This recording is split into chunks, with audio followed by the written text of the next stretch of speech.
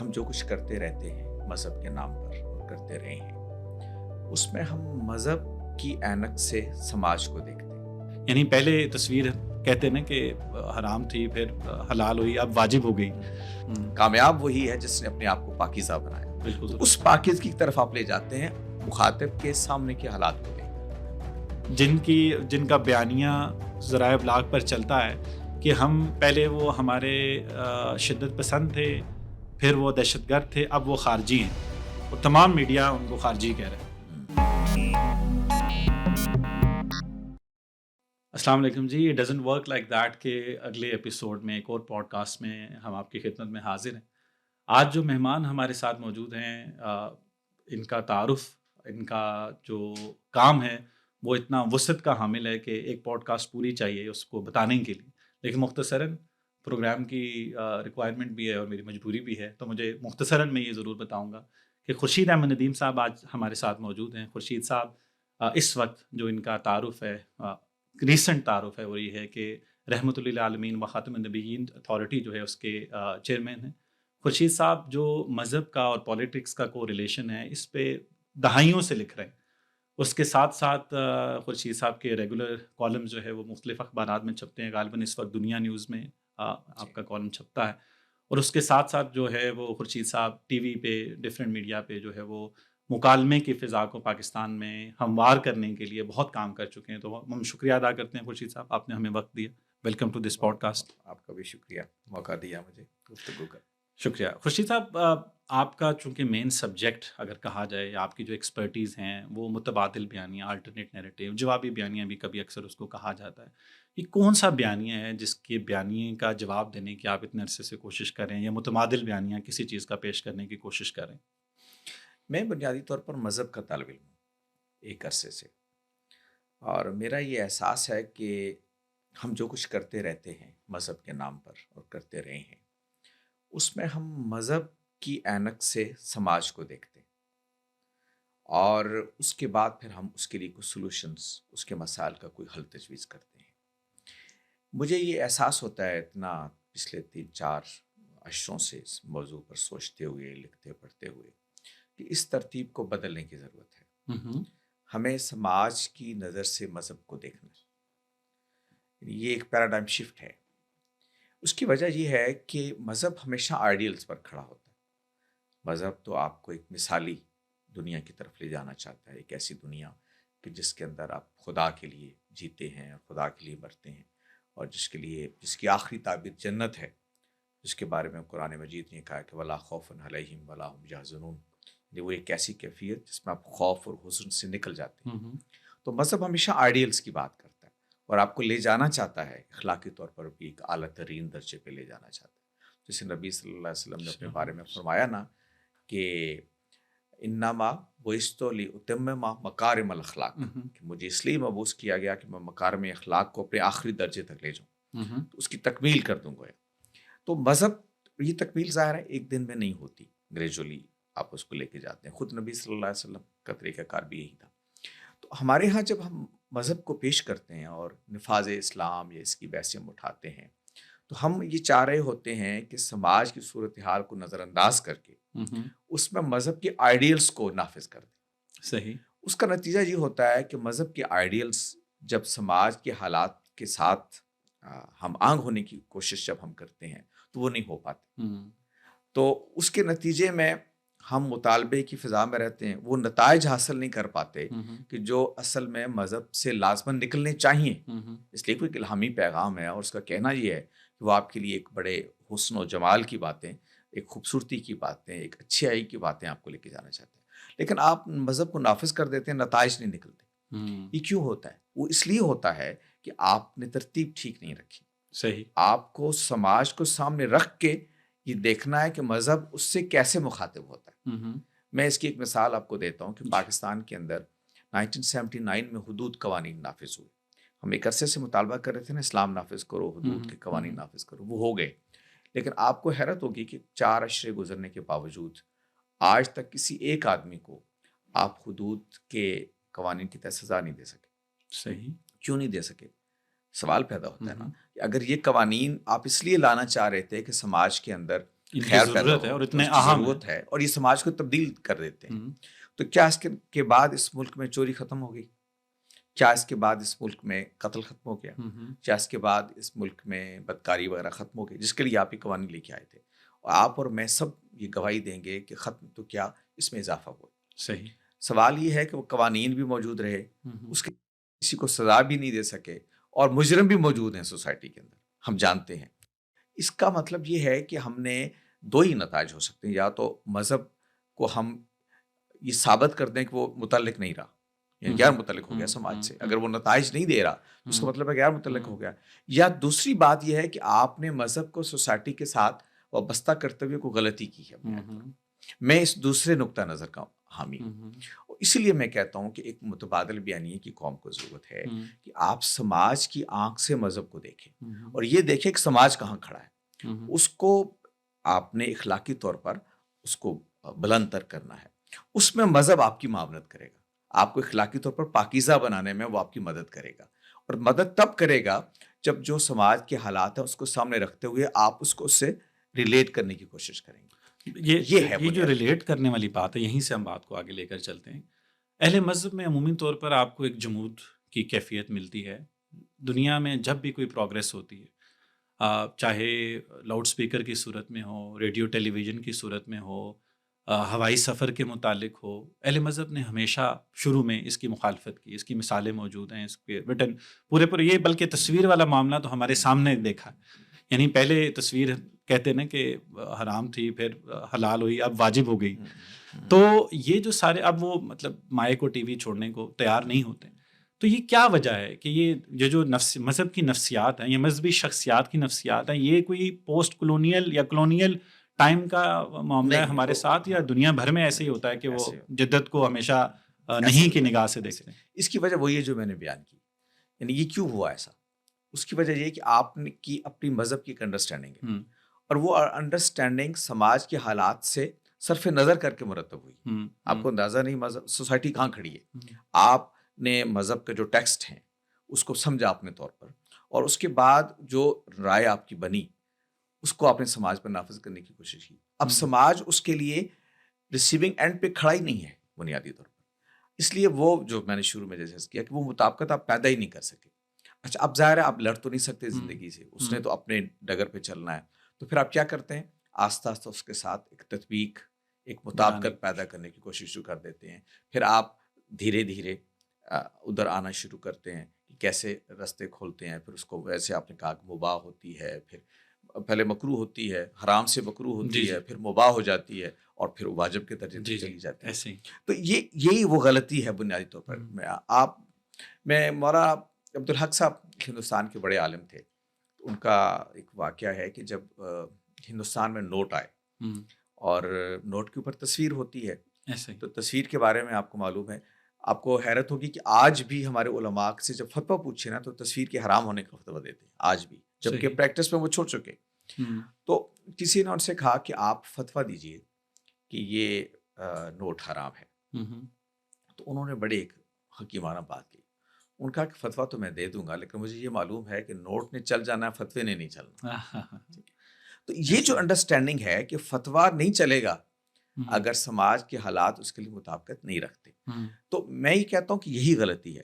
سارت مآب صلی اللہ علیہ وسلم کی سیرت کمال لوگ چونکہ اس نقطہ نظر سے پڑھتے نہیں. سیرت یہ ایک الگ سے ایک سوال ہے کہ سیرت کے ساتھ ہم نے کیا کیا. آپ دیکھیں نا، لوگ آتے تھے سوال لے کے، فرد آتا تھا، لوگ آتے تھے. تو نبی صلی اللہ علیہ وسلم ہر آدمی کے حالات کو دیکھ کر اس کے مطابق اس کو مشورہ دیتے. وہ کہتا تھا میرا یہ مسئلہ ہے. تو یہ نہیں تھا کہ جو مذہب کا آئیڈیل تھا جس کے لیے آپ خود مثال تھے، آپ اس کے حالات دیکھ کے اس کو مشورہ دیتے تھے کہ تم یہ کر لو. وہ کہتا تھا کہ میرے پاس پیسے نہیں ہیں، میں شادی کرنا چاہتا ہوں. اچھا، وہ کہتے تھے یار کسی کے پاس ہے، کوئی اس کی مدد کر سکتا ہے. یعنی اس کے لیے ایک سولوشن نکالتے تھے آپ ان حالات کے مطابق. یہی معاملہ سماج کے بارے میں تھا. آپ دیکھیے کہ مکہ کی زندگی میں نبی صلی اللہ علیہ وسلم کیا فرماتے تھے، مدینہ میں آ کے آپ نے کس طرح سے ترتیب، اور وہ پوری ایک ترتیب ہے. یعنی آپ ابتدائی ماہ سال کو دیکھیں، آخری ماہ سال کو دیکھیں، تو آپ کو لگے گا کہ کیسے نبی صلی اللہ علیہ وسلم نے گریجولی سماج کے حالات کو دیکھا. یہ قرآن مجید کے اندر اس کی اشارتیں موجود ہیں. تو یہ اپروچ کیا ہے؟ اپروچ یہ ہے کہ آپ سماج کو سامنے رکھ کر اس کے حالات کے ساتھ مذہب کو اس کے سامنے پیش کر رہے ہیں، اور پھر اس کو جیسے مذہب کا نقطہ نظر کیا ہے، آپ کو مورلی انہانس کرنا، آپ کو اور آپ کو ایلیویٹ کرنا مورلی، صحیح، جس کو تزکیہ نفس ہم کہتے ہیں نا، صحیح، قرآن مجید نے اس کا تزکیہ اور تصفیہ، ہاں بالکل، قد افلح من تزکا، ہوں، کامیاب وہی ہے جس نے اپنے آپ کو پاکیزہ بنایا. بالکل تو اس درست، پاکیزگی کی طرف آپ لے جاتے ہیں مخاطب کے سامنے کے حالات کو دیکھ کر. تو بالکل، یہی مسئلہ جو ہوں، اہل مذہب کا ہے کہ وہ دیر سے یہ بات سمجھ میں آتی ہے ہوں، کہ وقت ایک ایسی چیز ہے جو اپنے آپ کو منواتا ہے. ہوں، وقت کا اپنا ایک جبر ہے، ہوں، اس سے آپ لڑ نہیں سکتے. تو اب دو ہی صورتیں ہیں کہ آپ لڑتے رہیں، اس کا انجام آپ کے سامنے ہے، پھر اس کے نتیجے میں آپ کو لازماً ہزیمت اٹھانا پڑتی ہے. ہوں، پھر آپ راستے تیار کر ہوں، ڈھونڈتے ہیں. ہوں، اسی کو ہماری فقہ میں کہتے ہیں کتاب الحیل. ہوں، آپ ہیلے تلاش کرتے ہیں، پھر صحیح، اس کے جائز ہونے کے موقع پیدا کرتے ہیں. ہوں، حالانکہ چاہیے یہ تھا کہ آپ اپنے اس تفہیم پر پھر سے غور کرتے ہیں کہ آپ نے صحیح، شاید بات کو دین کو سمجھا نہیں ٹھیک طریقے سے. ہوں. دین آپ سے وہ کہہ ہی نہیں رہا تھا جس کو آپ دین کے نام پر پیش کر رہے تھے. تو خورشید صاحب، یہ جو دین کی تفہیم ہے، آپ نے بات کی کہ جیسے مذہب اپنے آئیڈیلز، مطلب آئیڈیلز پرسو پیش کرتا کرتا ہے، ہے. ہاں اس کو لے کے جانا چاہتا ہے. اگر مذہب کے آئیڈیلز یہی ہیں جو اہل مذہب اپلائی کرتے ہیں، تو یہ تو بذات خود مذہب کے آئیڈیلز پر بھی سوال اٹھتا ہے. میں جب یہ کہتا ہوں کہ اس وقت معاشرے میں جب دیکھا جائے، یعنی جو بات آپ کو سمجھ آ رہی ہے، جو بات آپ کر رہے ہیں، کیونکہ وہ صدیوں پر اب اس کی ایکسپیریمنٹیشن ہو چکی ہے، وہ چیز نہیں چل رہی. آپ نے ہندوستان کی مثال دی، یہ مثال بھی غالباً 100 سال پرانی ہوگی یا اس کے آس پاس ہوگی، کیونکہ نوٹ تو کافی عرصہ آئے ہوئے وقت ہو چکا ہے. تو اہل مذہب کو یہ بات سمجھ میں کیوں نہیں آ رہی ہے؟ اس کی ایک وجہ کیا بذات خود مذہب کے اندر یا جو مذہبی تعلیمات ہیں ان کے اندر جدت سے کوئی ٹکراؤ ہے؟ کیونکہ یہ محض اتفاق تو ہو نہیں سکتا کہ دہائی در دہائی، مطلب چاہے وہ اے آئی کا دور ہے اس وقت، بایوٹیک اور انفوٹیک کے مطلب وہ کہاں کس طریقے سے، مطلب دنیا میں بہت حیت بدل چکی ہے مسائل کی.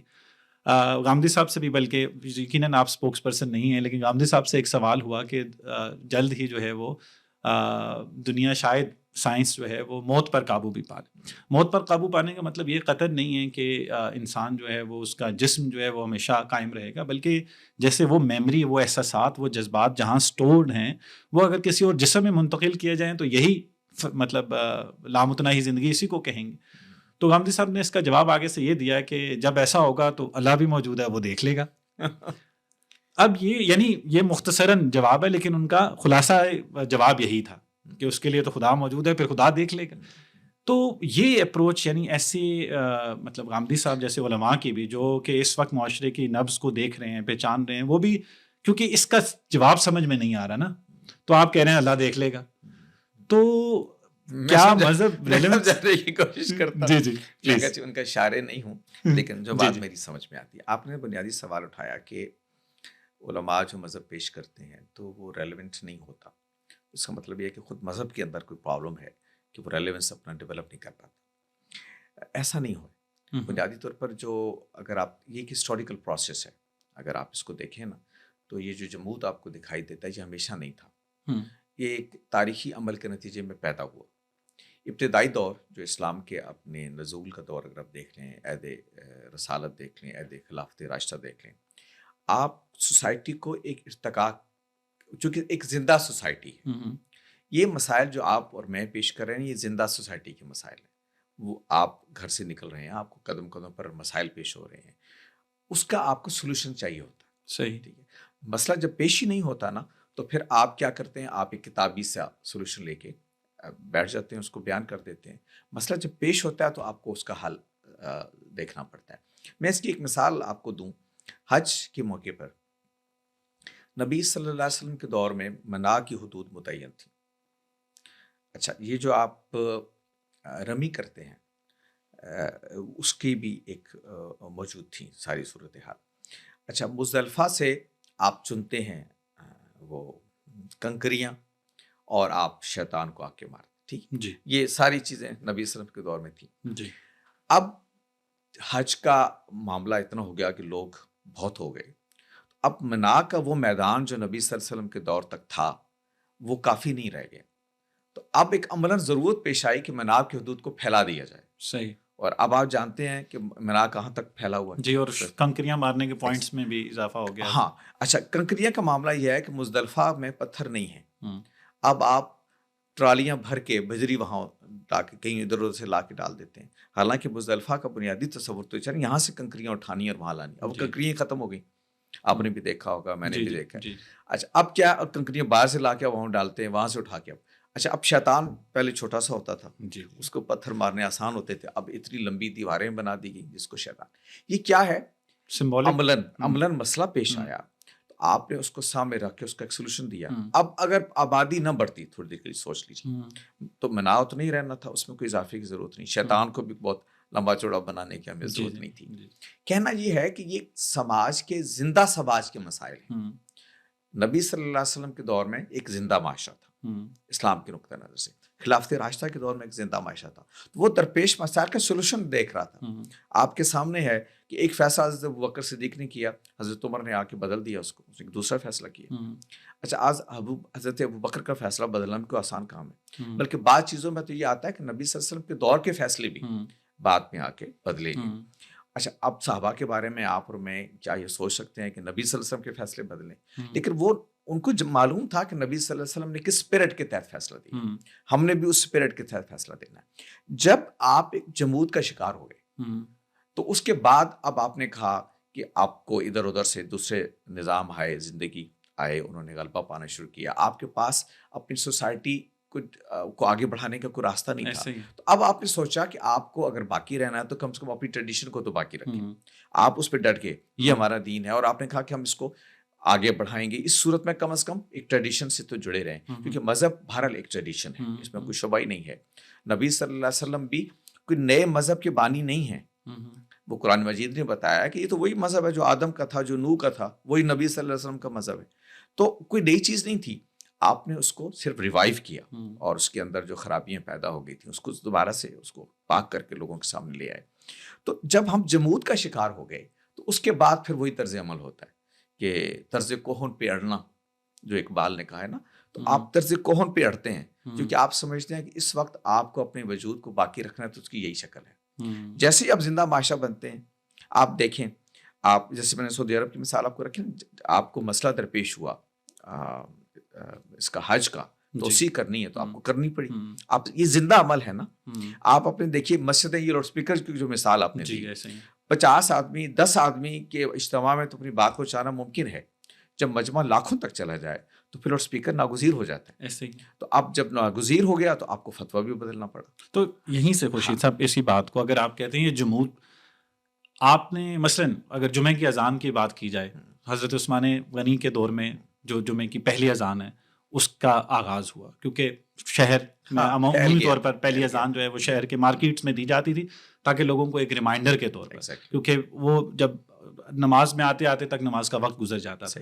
اب کیلنڈرز آپ کے پاس، ٹائم موجود ہے، گھڑیاں موجود ہیں، الارمز موجود ہیں، سب کو پتہ ہے کہ جمعہ کتنے بجے ہوتا ہے، لیکن اس کے باوجود آپ جو ہے وہ جمعے کی اذان بدستور 12 بجے دیتے ہیں.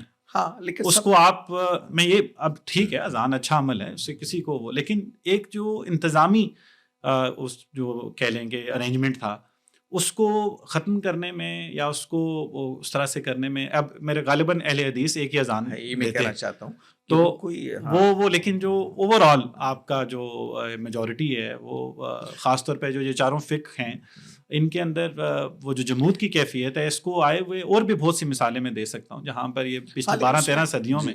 میں آپ کی بات سمجھ گیا، لیکن اس کا قصور ذمہ دار مذہب نہیں ہے. یہ میں کہنا چاہتا ہوں، جیسے آپ نے خود بہت اچھی مثال دے دی. آج بھی ایک اذان ہو رہی ہے بہت ساری جگہوں میں، آج بھی خود پاکستان کے اندر ایک خطبہ ہو رہا ہے، 2 نہیں ہو رہے، ایک خطبہ ہو رہا ہے. اس کا مطلب ہے کہ حضرت عثمان کے اس فیصلے کو لوگوں نے ایک انتظامی فیصلہ جانا، جس کا اطلاق اسی وقت تک تھا جب تک کہ اس حکومت قائم ہے، جب نہیں ہے تو وہ ختم ہو گیا. اس لیے کہ ہمارے خود اس فقہ کے اندر ہماری بڑی بحث ہے، اولی الامر کیا ہے، اس کی حدود کیا ہے، کس چیزوں کو. بہت سارے فیصلے خود خلافت راشدہ میں بھی اولی الامر نے کیے جس کو آنے والے اولی الامر نے بدل دیا. جیسے میں نے کہا حضرت ابوبکر کے فیصلے حضرت عمر نے بدل دیے، حضرت عمر کے فیصلے بعد میں لوگوں نے بدل دیے. یہ بلکہ مشہور واقعہ ہے کہ جب حضرت عمر کے بعد خلافت کا انتخاب ہونے لگا تو جو امیدوار تھے یا ایک جو لیڈرشپ تھی جس کے اندر سے انتخاب ہونا تھا، تو ان کے سامنے شرط رکھی گئی. حضرت عبدالرحمن بن عوف نے کہا کہ آپ شیخین کے فیصلے، دوسری شرط یہ تھی کہ آپ شیخان کے فیصلوں کو مانیں گے. حضرت علی نے کہا کہ میں تو نہیں مانوں گا. یعنی میں نہیں مانوں گا، مطلب یہ ہے کہ میں اس کا پابند نہیں ہوں. میں جو پہلے دو سورسز آپ وہ نے تو بتائے ہیں، اس کے مطابق اس کا فیصلہ باقیوں کروں. کے میں پابند نہیں ہوں. اس کا مطلب ایک اولی الامر کے فیصلے لیکن بدل پھر دیں. وہ حضرت علی کی سلیکشن بھی نہیں ہوئی نا پھر. نہیں ہوئی، لیکن بعد میں تو ہو گئی نا. بعد میں تو سر صورتحال ایسی پیدا ہو گئی. لیکن حضرت مطلب چلیں یہ پھر ایک تاریخی بحث ہے. کہ میں کہتا ہوں کہ یہ، لیکن اس فیصلے یعنی انہوں نے شورا نے اس بات کو اتنا پسند نہیں کیا. نہیں، یہ بات حضرت علی کی بات، نہیں، یہ بات نہیں ہوئی. حضرت علی کے کو نہ منتخب کرنے کی وجہ یہ نہیں تھی کہ انہوں نے شرط کو نہیں مانا تھا. اس کی وجہ کچھ اور تھی. اور وہ حضرت عبد الرحمن ابن عوف کا سروے تھا پورا کہ اس وقت مسلمانوں کی اکثریت کیا چاہ رہی ہے. انہوں نے اس کے سامنے رکھا. یعنی یہ ایسا نہیں تھا کہ شرط رکاوٹ بن گئی تھی. یہ تو چونکہ تاریخ میں ایک واقعہ بیان ہوا، اور صرف اسی کو ہم پہلو سے دیکھیے کہ یہ خود بیان کر رہا ہے کہ حضرت علی جیسا فقی اس بات کو مان رہا ہے کہ میں جس چیز کا پابند ہوں. اور یہ انہی کا نقطہ نظر نہیں تھا، یہ بعد میں امام احمد ابن حنبل کا مشہور واقعہ ہے کہ جب یہ خلق قرآن کے مسئلے پہ ان کا پرابلم ہوا تو ان کو کوڑے مارے گئے. تو انہوں نے کہا کیا اس وقت کہ مجھ سے کوئی چیز بنوانی ہے تو لے آؤ قرآن سے، اور ایتونی بشیء من کتاب اللہ و سنت رسول، کہ آپ کوئی چیز لے آؤ اللہ کی کتاب سے اور سنت رسول سے تو میرا سر تسلیم کم ہے. اس کے علاوہ کسی چیز کو میں مانوں گا تو اپنی سمجھ کے مطابق. تو یہ حضرت علی کا نقطہ نظر نہیں، بعد میں سب مسلمان علماء کا یہی نقطہ نظر. اس وقت عالم اسلام کو جو چیلنجز درپیش ہیں، خاص طور پر جو 9/11 کے بعد سے یا اس سے بھی تھوڑا سا پہلے سے، کولڈ وار آخری 80s کے بعد 79 اونورڈ، یعنی ایرانین ریولوشن کے بعد سے لے کے اب تک کے جو حالات ہیں، مسلم امہ یا جو مسلم ممالک ہیں یا اوور آل جو اسلامک تھاٹ ہے اس کو ایکسٹریمزم یا انتہا پسندی کا جو چیلنج ہے، ایک شدت پسند جماعت ختم ہوتی ہے تو دوسری بن جاتی ہے، بنا دی جاتی ہے، مختلف اس کے بارے میں نیریٹیوز آ جاتے ہیں. لیکن جو مسلم معاشروں کے اندر کہیں نہ کہیں سے ان کو سپورٹ ان کی کہیں نہ کہیں موجود ہوتی ہے، سورسز سے کہیں نہ کہیں سے وہ سپورٹ ڈرا کر رہے ہوتے ہیں. مثلاً جو ہمارے یہاں افسوسناک واقعہ IPS کا بھی پیش آیا تو اس میں بھی جو طالبان نے بنو قریظہ کے بچوں والی مثالیں دی اور بہت سی ایسی چیزیں نکالی. اس وقت بھی جو فتاویٰ آتے ہیں جو پاکستان پہ اس وقت جو جو خاص طور پہ پیام پاکستان پہ جو تنقید لکھی گئی، وہ فتویٰ بھی میں نے پڑھا، اس میں بھی جو بتایا گیا کہ کیسے پھر پاکستان کو جو ہے وہ اسلامی ریاست وہ مانتے ہی نہیں ہیں. یعنی اس قسم کے جو ساری فکری ایک چیلنج ہے جو شاید نہ صرف ایک تو جدت سے آماہنگی پیدا نہیں کر پا رہا، لیکن وہ ساتھ ساتھ کنفیوژن اتنی زیادہ ہے کہ وہ نوجوان ذہن جو ہے وہ سوچتا ہے کہ شاید یہ فکر جو ہے وہ بذات خود اتنی گمبھیر ہے کہ بہتر ہے کہ اس سے دور ہی رہا جائے. تو یہ فکری نوعیت کا چیلنج ہے اور جس میں پھر شدت پسندی خاص طور پر وہ ایلیمنٹس وہ زیادہ نمایاں ہو جاتے ہیں.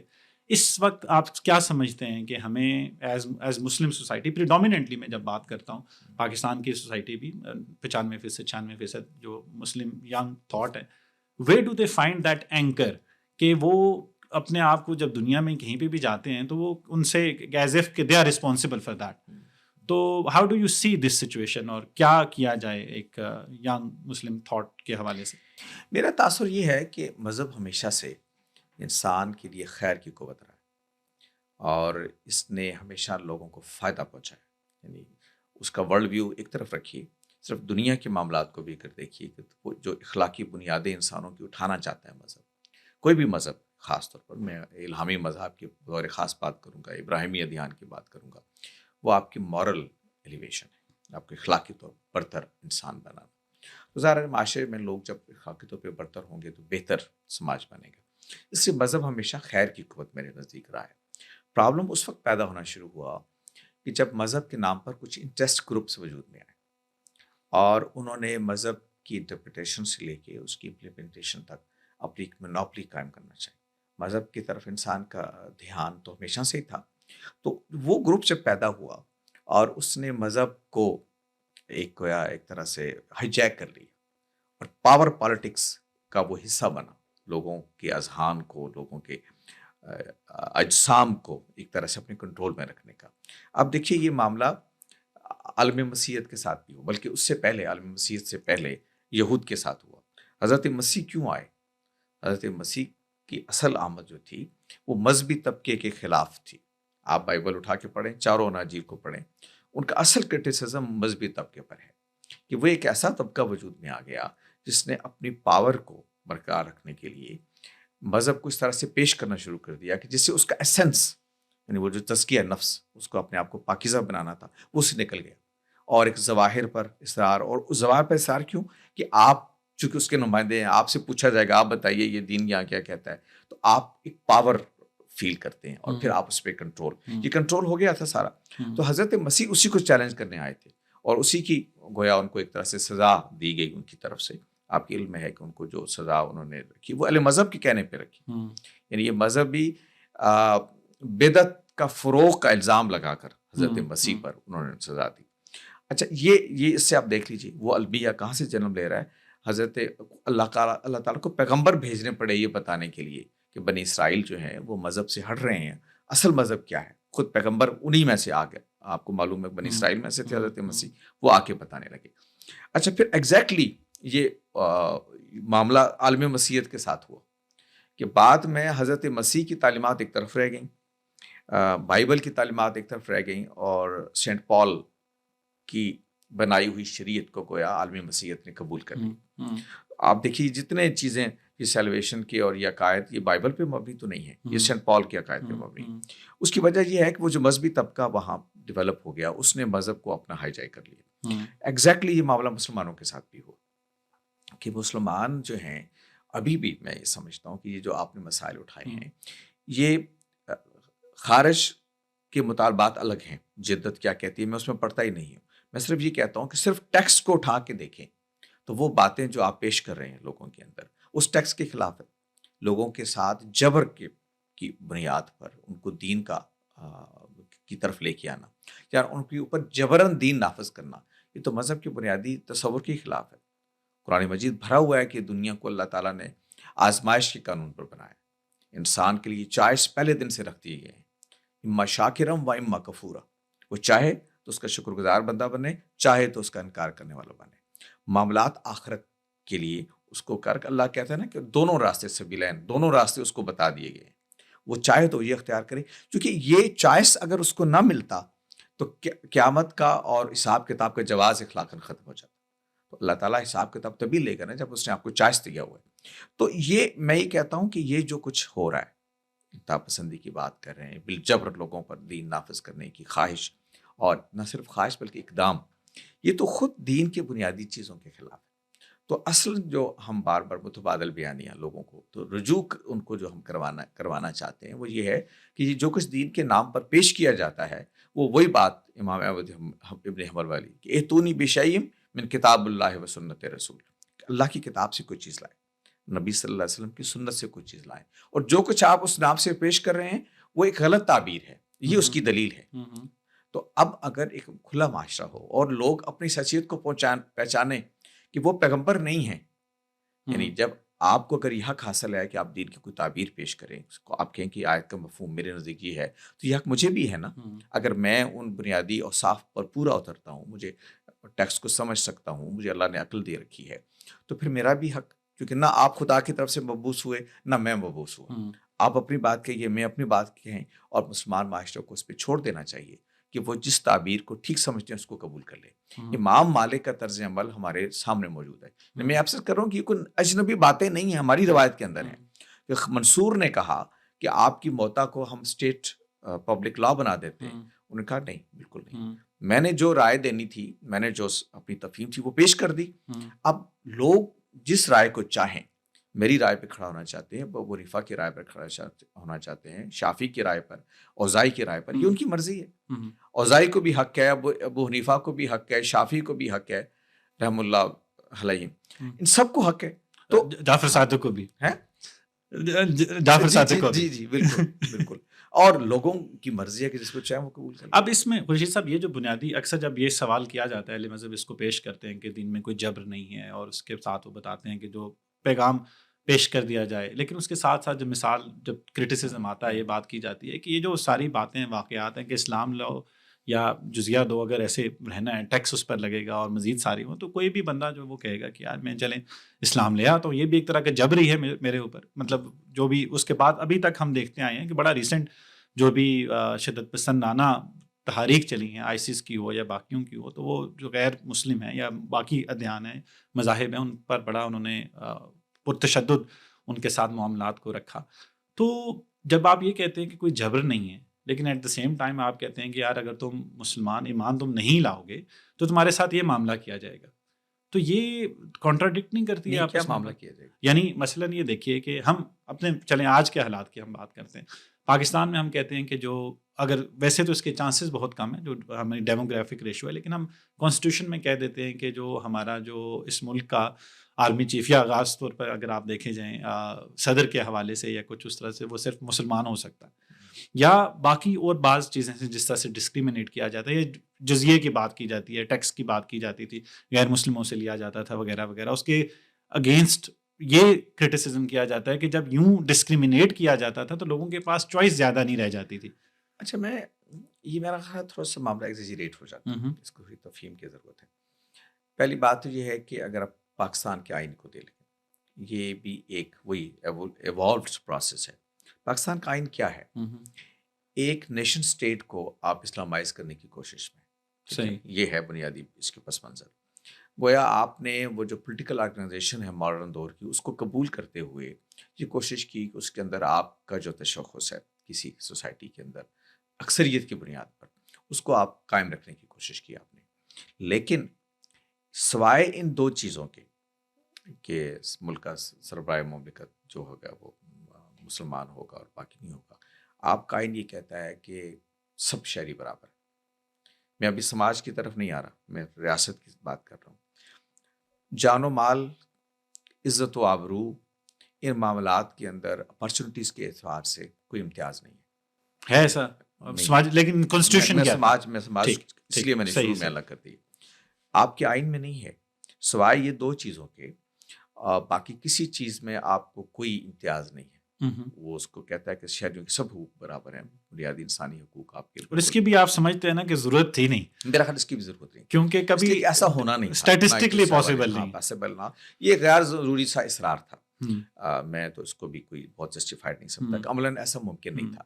لیکن میں آپ سے اس کرتا ہوں چونکہ سوسائٹی ایوالو ہو رہی ہوتی ہے. 73 سے پہلے یا جو 22 نکات پر آئے تھے علماء کے، اس سے پہلے شاید آپ یہ بھی نہ سوچ سکتے کہ اس طرح کی کوئی کیفیت پیدا ہو سکتی ہے کہ ایک نیشن اسٹیٹ کو آپ اسلامائز کرتے ہوئے جمہوریت کو بھی مان رہے ہیں، عوام کا حق حکمرانی کو بھی مان رہے ہیں. تو ایک ایوالو پروسیس ہے. میرے نزدیک اگر تھوڑا اور ہم آگے بڑھتے تو ممکن یہ شکیں بھی ختم ہو جاتی، کیونکہ انسانوں کی بنائی ہوئی ہیں نا. 73 کا آئین جو بنایا یا اس میں جو امینڈمنٹس ہوئیں وہ انسانوں نے کی ہوئی ہیں، تو وہ بدل بھی سکتی تھی. تو اوور آل آپ دیکھ رہے ہیں کہ وہ چیزیں بہت بہتر ہوئی ہیں جو پہلے نہیں تھی. یعنی یہ جو جزیہ وغیرہ کا مسئلہ اب ختم ہو گیا، اور ہمارے اس جزیہ کا بھی تھوڑا زیادہ ایگزیجریٹ کیا جاتا ہے. معاہد الگ سے ایک پوری کیٹیگری ہمیشہ سے موجود رہی ہے، اور اس کو ہماری کلاسیکل فقہ میں بھی مانا گیا ہے کہ معاہد کے ساتھ وہی شرائط ہوں گی جو دونوں پارٹیز اس پہ ایگری کریں. تو اس کے اندر اگر آپ یہ کہتے ہیں کہ آپ سے جزیہ نہیں لیں گے، آپ سے ہم اسی طرح معاملہ کریں گے جس طریقے سے باقی مسلمان شہریوں کے ساتھ ہوتا ہے، تو اس پہ بھی بات ہو سکتی ہے. تو یہ ایک ایوالوڈ پروسیس ہے. البتہ یہ بات درست ہے کہ سماجی سطح پر ابھی ہم اس درجے پہ نہیں پہنچے کہ جہاں ہم ان باؤنڈری سے اوپر اٹھ سکیں. اور میں آپ سے کروں وہ مذہبی کی نہیں، وہ سماج کی باؤنڈریز بھی موجود ہیں. آپ کے معلوم ہے، آپ کے علم ہے کہ ہمارے معاشرے کے اندر یہ کمی اور یہ وہ تصورات آج بھی پائے جاتے ہیں.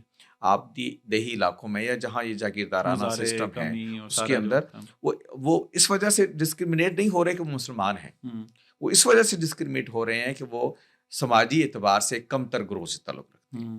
تو یہ ڈسکریمنیشن آپ کو مذہب کی بنیاد پر بھی ملے گی، سماجی سطح پر بھی ملے گی.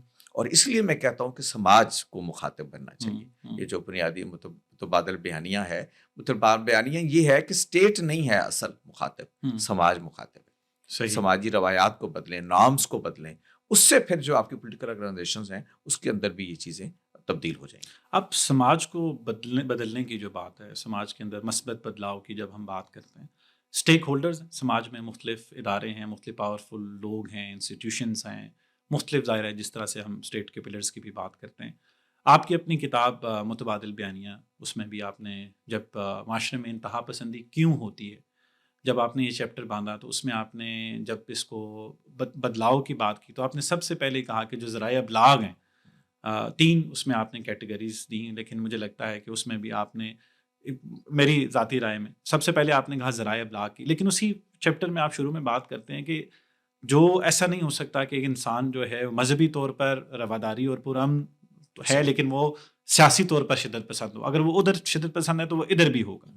تو جو ذرائع ابلاغ ہیں وہ بھی تو پرتو ہیں سوسائٹی کا. ایگزیکٹلی. ان پہ اگر آپ سمجھتے ہیں کہ کیا یہ بات درست ہے کہ ذرائع ابلاغ کی سب سے بڑی ذمہ داری ہے، لیکن ذرائع ابلاغ جن کے قابو میں ہیں، جن کا بیانیہ ذرائع ابلاغ پر چلتا ہے کہ ہم پہلے وہ ہمارے شدت پسند تھے، پھر وہ دہشت گرد تھے، اب وہ خارجی ہیں، اور تمام میڈیا ان کو خارجی کہہ رہا ہے. تو یہ نیریٹو کہیں سے آ رہا ہے. ہاں. تو یہ کیسے آپ سمجھتے ہیں کہ ذرائع ابلاغ بذات خود ہی اس جو ہے وہ متبادل بیانیے کی ترویج شروع کر دیں؟ یہ آپ اصل میں آپ کا جو کرٹیسزم ہے نا، یہ پاکستان کے مخصوص حالات میں ہے. اوکے. اور اس کا تعلق اصولی بحث سے نہیں ہے. میں جو بات کہہ رہا تھا، یہ جو میں نے لکھی ہے، جس پہ میں اصرار کرتا ہوں، میں یہ کہتا ہوں کہ سماجی ادارے ہیں، کچھ روایتی ہیں، کچھ ماڈرن ہیں، کہ جو اصل میں سماج کے اندر موجود نارمس کی حفاظت بھی کرتے ہیں، اس کو لے کے بھی چلتے ہیں، اور اس کو گویا ایک طرح سے پیوریفائی بھی کرتے رہتے ہیں. روایتی اداروں کے اندر والدین کا ادارہ، خاندان کا ادارہ، مکتب ہے، یہ سارے جو ہمارے سوشل انسٹیٹیوشنس ہیں. صحیح. آپ کو بھی معلوم ہے کہ ہم جس روایت کی بنیاد پہ کھڑے ہوتے ہیں، سماجی روایت کو، اس کی یہ حفاظت کر رہے ہوتے ہیں. آپ اور میں اگر اپنے والدین کی عزت کرتے ہیں تو اس وجہ سے نہیں کرتے کہ ہم نے کسی اسکول میں پڑھا ہے، اس لیے کہ ہم نے اپنے ماں باپ کو یہ کرتے دیکھا ہے. انہوں نے ہمیں بتایا، انہوں نے اپنے ماں باپ کو یہ کرتے دیکھا ہے. یہ بہت ساری چیزیں. تو یہ جو خاندان کا ادارہ ہے، یہ روایتی سماجی ادارہ ہے جو آپ کی اقدار کی حفاظت کرتا ہے. اب جدید دور کے اندر کچھ ماڈرن ادارے پیدا ہو گئے ہیں، جس میں سے ایک ذرائع ابلاغ بھی ہے. میں اس کی طرف توجہ دلا رہا ہوں کہ ان کو بھی یہ رول ادا کرنا چاہیے. لیکن جیسے مسجد کا ادارہ آپ کے یہاں خرابی کا باعث بن گیا، صحیح، اس لیے کہ وہ جو لوگ اس کے کرتا دھرتا ہیں، انہوں نے اس کو ایک اور مقصد کے لیے استعمال کرنا شروع کر دیا. ابھی مذہب کی ہم بات کر رہے تھے نا، وہ روایتوں کی. آپ کو پتہ ہے مسجد کس طرح کا سماجی ادارہ ہے ہماری روایت کے اندر، لیکن اب وہ سماجی ادارہ نہیں ہے، اب وہ فرقہ وارانہ کشمکش کا مراکز ہے. جی ایسے. اور اس کے اندر آپ کے لیے اور میرے لیے دین نہیں ہے، مسلک ہے، اور کچھ اور چیزیں رہ گئی ہیں. تو وہ روایتی ادارے بھی خراب ہوئے. بالکل اسی اصول پر ہمارے جدید ادارے بھی خراب ہوئے. ان کو ریاست نے بھی استعمال کیا، ان کو اور طاقتور گروہوں نے بھی استعمال کیا. تو اصولی بحث اپنی جگہ ہی ہے. یعنی ہم آج بھی یہ کہیں گے کہ مسجد جو ہے وہ سوسائٹی کے اندر اچھائی کے فروغ کا مرکز ہے. صحیح. اسی اصول پر ہم کہتے ہیں کہ ذرائع ابلاغ بھی اچھائی کے مرکز ان کو ہونا چاہیے، روایات کی پاسداری کرنا. بالکل ہونے والی بات میں تو شوڈز اور وڈز کی بحث میں تو ہونا چاہیے. لیکن یہ ہے اصل میں پرابلم وہی ہے نا، جیسے میں نے کہا کہ وہ جو پاورفل گروہ ہیں، کسی نے مسجد پہ قبضہ کر لیا، کسی نے ذرائع ابلاغ پر قبضہ کر لیا، اور اپنی مرضی کی چیزیں، اسی سے تو خرابی پیدا ہو رہی ہے. مغرب سے جب ہم کمپیریزن کرتے ہیں تو آپ کو معلوم ہے کہ مغرب میں ایک حد تک یہ ادارے آزاد ہیں. یعنی بی بی سی جیسا ادارہ جو سرکاری ہونے کے باوجود ان پیسوں کو اٹھاتا ہے کہ جو ریاست کے مقاصد سے ضروری نہیں کہ ہم مانگوں، بلکہ سماج کی ضرورت کو پیش نظر رکھتے ہیں، کیسے لوگوں کو کی ذہنی سطح کو بلند کیا جائے. میں ابھی ایک گفتگو سن رہا تھا کہ جو نوبل لارینٹس ہیں ان کو بٹھا کے گفتگو کی جا رہی ہے، ان پہ آرٹیفیشل انٹیلیجنس پہ گفتگو کی جا رہی ہے، ان کے اٹھتے ہوئے مسائل جو اس کے نتیجے میں سوشل چینجز آ رہی ہیں اس پہ بات کی جا رہی ہے، معیشت کے نئے ایشوز پیدا ہو رہے ہیں اس پہ بات کی جا رہی ہے. تو آپ سوسائٹی کو ذہنی طور پر آگے بڑھانے کا کام بھی کر رہے ہیں، اور دیگر ادارے تو آزاد ہیں ہی. پاکستان میں یہ کہتا ہوں کہ ابھی بھی یہ ساری باتیں درست ہونے کے باوجود 24 گھنٹے ہوتے ہیں ایک ٹیلی ویژن، اب جو لائیو نشریات چل رہی ہوتی ہیں. کیا یہ ممکن نہیں ہے کہ بڑے ٹی وی چینلز ہفتے میں 2 گھنٹے دے دے، صرف اس خیال سے کہ لوگوں کی تربیت کے لیے، سماجی بہتری کے لیے ہم کوئی کام کریں، لوگوں کے اندر لے کے آئیں. اب کل میں ایک پروگرام کیا کرتا تھا الف. جی بالکل. الف جیسے پروگرام کیوں نہیں ہو سکتا؟ یعنی وہ میں نے 5 سال پروگرام کیا. میرا نہیں خیال کہ اس کی وجہ سے دیوالیہ ہو گیا چینل، ایسے کہ ہمارا وقت ضائع ہو گیا. ہفتے میں ایک دن 1 گھنٹے کا پروگرام کرتا تھا کہ وہ، اور اس کو بھی اشتہارات ملتے تھے جیسے باقی اداروں کو. جی اور بڑا آج بھی اس کے کلپس سوشل میڈیا پہ شیئر کیے جاتے ہیں، لوگ اس کو پسند کرتے ہیں. اس کا مطلب یہ ہے کہ یہ ریاست کے جبر کے باوجود طاقتور کو، یہ ٹھیک ہے الف جیسے پروگرام چلنے میں بھی رکاوٹیں ہیں کچھ، یعنی جاوید غامدی صاحب جیسے لوگ جب ٹیلی ویژن پہ پروگرام کرتے ہیں تو پھر وہ روایتی لوگ اس چینل کو اس چینل کو گویا اس کے لیے چیلنج پیدا کر دیتے ہیں. تو لیکن آپ بہت سارے اور چیلنج بھی تو سامنا کرتے ہیں نا، آپ کو کرنا چاہیے. جن لوگ کھڑے ہیں سوسائٹی کے اندر، تو کوئی ہفتے میں 2 دن کیا آپ ذرائع ابلاغ کو اس کے لیے نہیں دینی چاہیے کہ ہم سماجی تربیت کے لیے بھی کام کریں؟ یہ خورشید صاحب یہ جو بات ہے اب یہ نا کہ سب کو کرنا چاہیے، میں کہہ رہا ہوں شوڈز اور وڈز کی بات ہے. ان کو بھی کرنا چاہیے. یونیورسٹیز میں تربیت کے لیے بھی کچھ معاملات ڈیڈیکیٹ ہونے چاہیے, کچھ آورز جو ہے کمیونٹی سروس پہ بھی ہونے چاہیے. سرکاری اداروں میں لوگوں کو اپنا کام محنت سے کرنا چاہیے.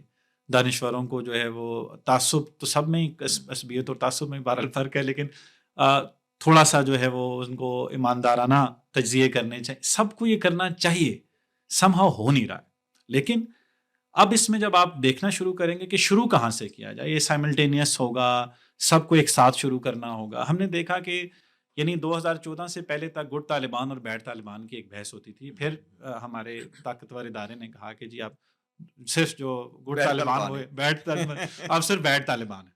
ٹھیک ہے, اس کے بعد ایک نیریٹو چینج ہونا شروع ہوا. آپ نے دیکھا اس اے پی ایس کے واقعے کے بعد نیشنل ایکشن پلان, اور وہ بھی اس طرح کی چیزیں آتی گئیں. پھر ہم نے دیکھا کہ جو فتویٰ پہلے تک کوئی وہ یعنی بہت سے وہ لوگ جو بڑے میں نام نہیں لینا چاہتا ہوں, بہت بڑے بڑے مدارس ہیں ملک میں جو پہلے کسی اور طرف تھے, بعد میں وہی اس بیانیے کے علمبردار بنے اور سٹیج پہ وہی ہمیں نظر آئے. تو انہیں کون ہے, جوابی بیانیے دونوں میں, بیانیے میں بھی ہوئی تھی, جوابی بیانیے میں بھی ہوئی تھی. تو کون ہے جو ان کو سیٹ ان کی چینج کر دیتا ہے؟ اب یہاں پہ یہ کیونکہ ریاستی بنیادی جو ریاستی ڈھانچہ ہے, اس میں جو پاور کی ڈسٹریبیوشن ہے, میں صرف یہ چاہ رہا ہوں کہ ہم وہ صحیح سوال پوچھیں کہ جناب, کیونکہ کسی نے مطلب دیکھیں نا انلائٹن ماڈریشن, پہلے اس سے پہلے ہم اسلامی اس کی طرف ڈالا, پھر انلائٹن ماڈریشن کی طرف آئے, پھر ہم کسی اور نیریٹو کی طرف چلے گئے.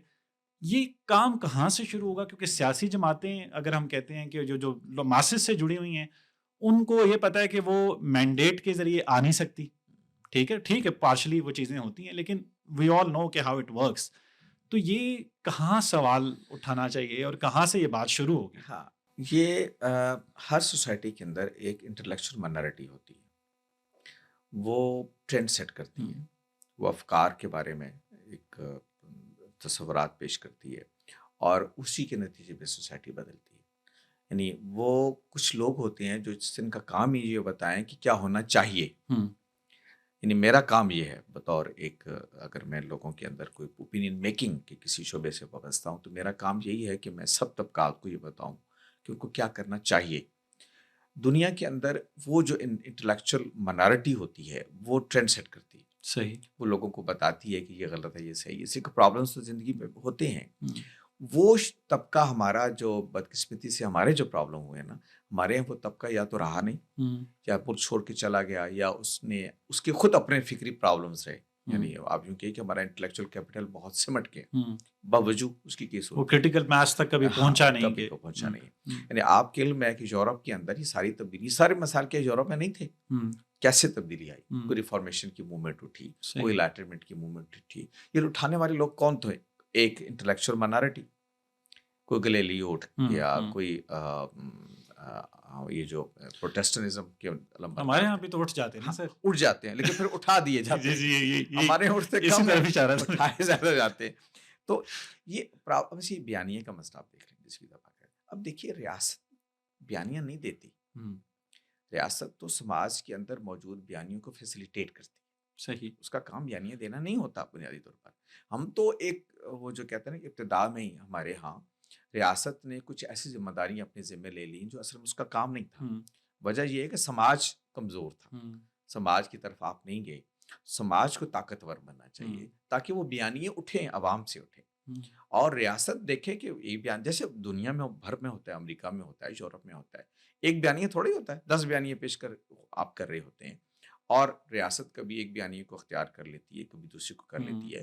لیکن وہ جو آپ کے اندر موجود ادارے ہیں جو انٹلیکچوئل کو یا دانش کو ویسے مجموعی پروموٹ کرتے ہیں, اس کو انہانس کرتے ہیں, اس کو پھیلانے کے موقع پیدا کرتے ہیں, وہ بڑے ضروری ہوتے ہیں. آپ کے علم میں ہے کہ یہ جو بیانیے اب دنیا میں ہم ڈسکس کر رہے ہوتے ہیں, ہنٹنگٹن کون تھا؟ ایک بڑا دنیا میں کلیش آف سیولائزیشن کی بات ہوتی رہی.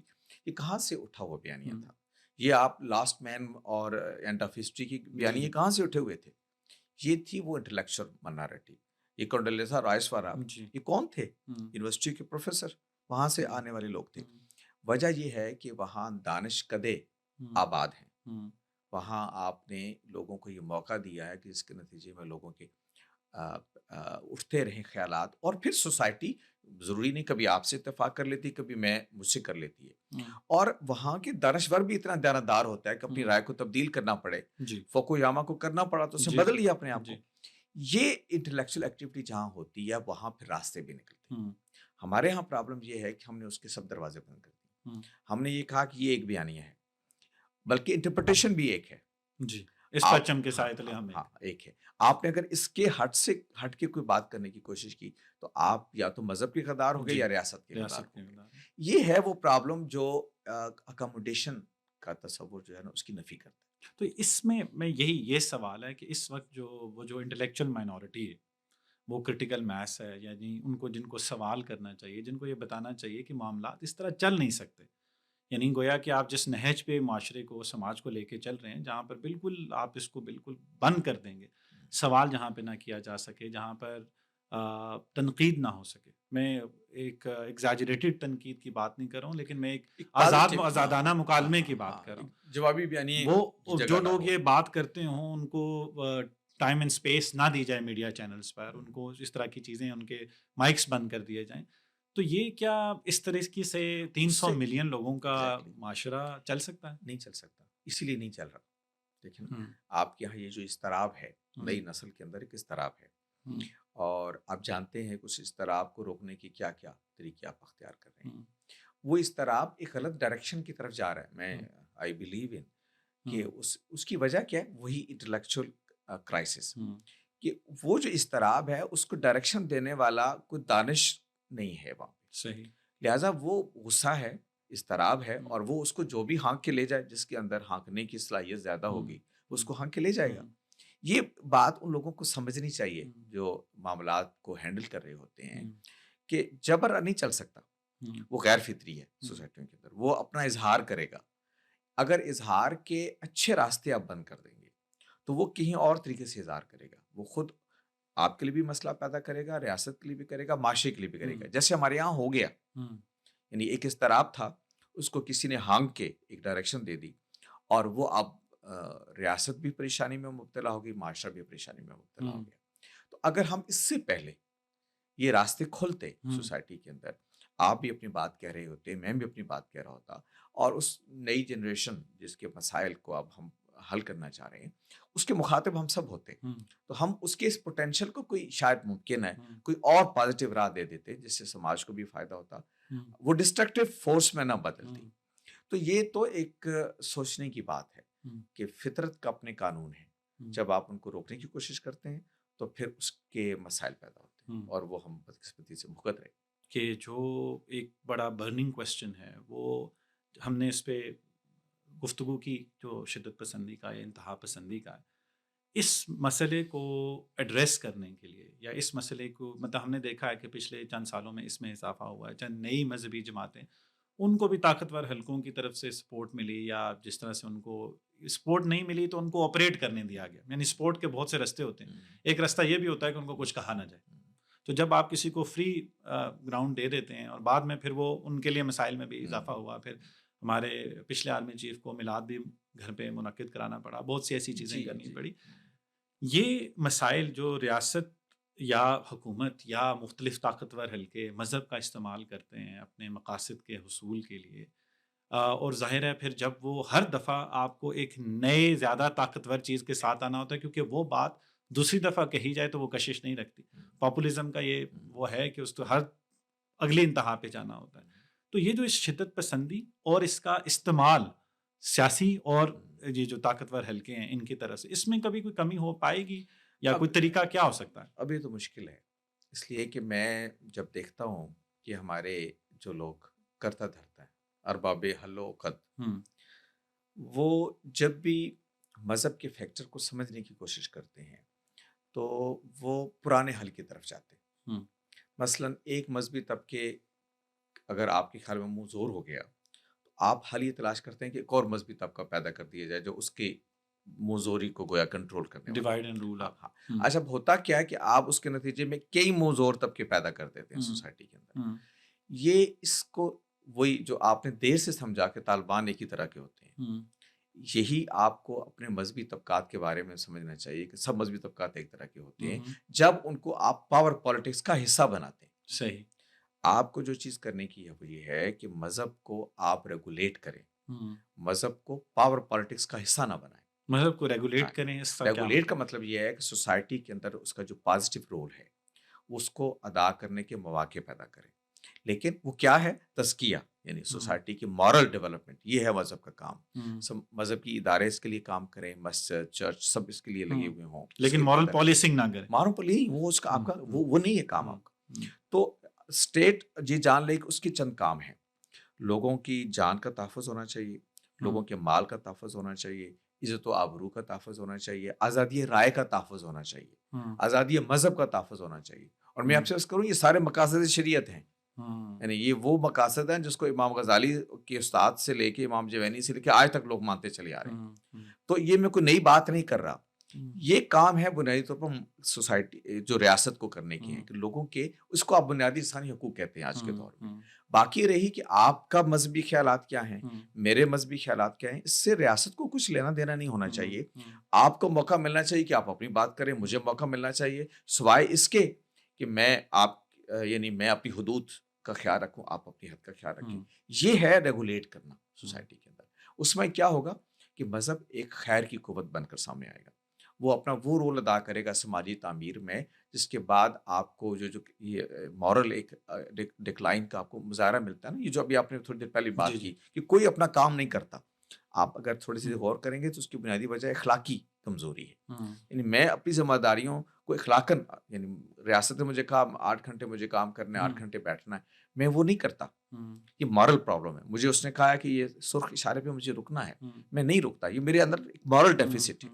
تو آپ مذہب کو یا یہ جو اصل قوت ہے لوگوں کی تعمیر کے لیے, اس کو لگائیں اس کام پر, اور اس کے لیے مواقع پیدا کریں, آزادی کے ساتھ وہ کام کریں. لیکن اس کے ساتھ ساتھ یہ خورشید صاحب, اس کا حل نہیں ہے کہ لوگوں کا جو لا ہے, یعنی جو اخلاقی کے ساتھ ساتھ قانونی بھی تو میری یہ ذمہ داری ہے نا کہ میں سگنل پہ رکوں. تو آپ جب لا کو بہتر کر دیں, آپ کا مقصد آپ کا صرف جو لوگوں کو جو فری آپریٹ کرنے دینا, ریاست کے جو کام ہے ریاست وہ اپنا کام کرے, بجائے میں سگنل پہ یہ لکھ دوں کہ خدا کے لیے رک جاؤ. یہ اس کو رکنا اس لیے کہ اس کو خدا کے لیے نہیں رکنا, اس کو قانون کے لیے رکنا ہے. نہیں, اصل میں تو دیکھیے مطلب آپ دونوں طریقے, ظاہر ہے ایک مذہبی آدمی ہو سکتا ہے اپنی ذمہ داری کے تحت رکے, لیکن وہ مذہبی ہو یا غیر مذہبی ہو اس کو رکنا ہے, اور ریاست کا یہ کام ہے کہ وہ رکے. دیکھیے میں نے جیسے عرض کیا نا کہ حفظ جان, لوگوں کی جان بچانا یہ ریاست کا کام ہے. جب آپ یہ قانون بناتے ہیں کہ کوئی موٹر سائیکل سوار بغیر ہیلمٹ کے نہ جائے, تو اصل میں آپ جان بچانے کے لیے ہی کہہ رہے ہیں نا, اس کی جان بچانا چاہتے ہیں. آپ یہ کہہ رہے ہیں کہ سرخ اشارے کا اہتمام کرو اس لیے کہ اس کے نتیجے میں حادثات ہوتے ہیں. تو یہ کام آپ جب قانون بناتے ہیں, یہی فرق ہے ریاست میں اور معاشرے میں, کہ ریاست کے پاس قوت نافذہ ہوتی ہے. صحیح. وہ جبر سے, پالیسنگ سے اس کو نافذ کر سکتا ہے. سماج کے پاس یہ نہیں ہوتی, وہ اپنی مورل اتھارٹی کو اختیار کرتی ہے. تو ہم نے اس میں کمبینیشن پیدا کرنا. موجودہ ریاست کے پاس تو قوت نافذہ ہے اور قوت حافظہ بھی ہے, لیکن اس کا حافظہ کمزور بڑا ہے. کوئی نہیں سر, انشاءاللہ آپ جو انٹلیکچوئل میس ہے وہ اگر اپنی آرا دیتا رہے گا تو اس میں انشاءاللہ مضبوطی آئے گی. آپ کا بہت شکریہ خورشید صاحب, بہت لمبی گفتگو ہو سکتی ہے, بڑے زبردست آپ نے جوابات بھی دیے, اور بہت سے سوالات باقی ہیں. ٹو بی آنیسٹ یہ ایک لمبی گفتگو ہے, اور ابھی ہمیں موقع ملا تو ہم اس کے مختلف اجزاء پر پھر کسی نشست میں گفتگو کریں گے. آپ نے وقت دیا, بہت بہت شکریہ. امید ہے کہ مجھے جو لوگ سنیں گے اس سے وہ یقیناً فیضیاب ہوں گے. اگر کوئی سوالات ہم تک آئیں گے تو وہ ہم آپ تک ضرور پہنچا دیں گے. آپ کا بہت شکریہ.